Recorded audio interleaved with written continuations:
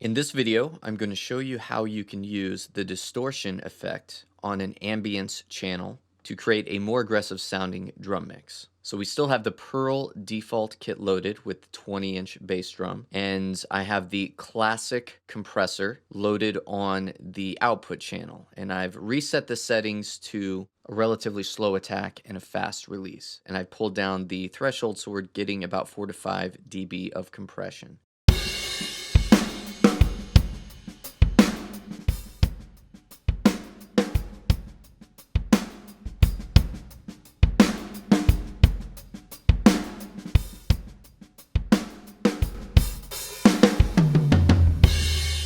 So we already have a bigger sound with the compressor on our output. Now we're going to add a distortion effect to our ambience mics. Now in this configuration, we already have all of our ambience channels, the overhead and the ambient ribbon, routed to an ambience bus.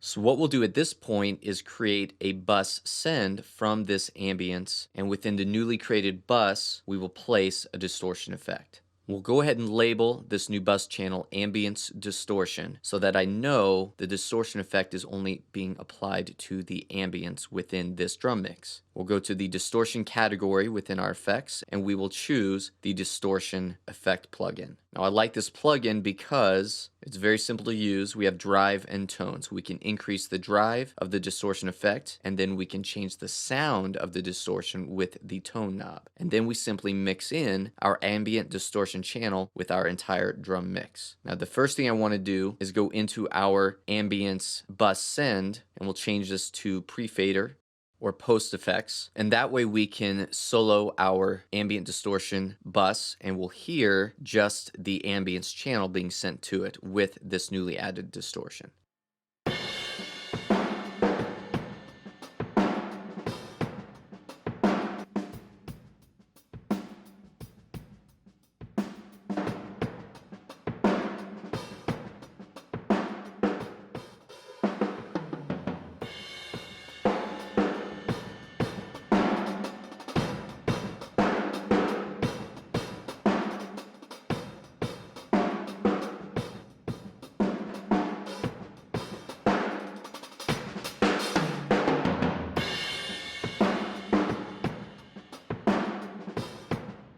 So at this point, I'm going to turn down the ambient distortion channel all the way, and we will mix that in with our full drum mix. In fact, what we could try to do first is just solo the ambience channel. So we have the dry ambience along with the ambience distortion channel. We can mix in the distortion just listening to the ambience and try to come up with a level that way.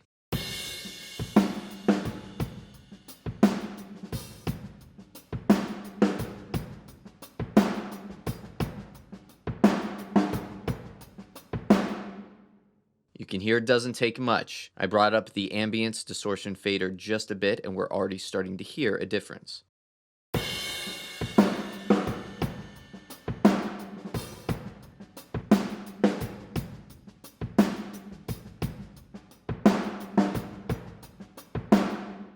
And to compare those two mixes, I'm simply enabling and disabling the ambient distortion bus send. So by doing that, when I turn it off, nothing is being sent to the ambient distortion channel. Therefore, you're only hearing the ambience.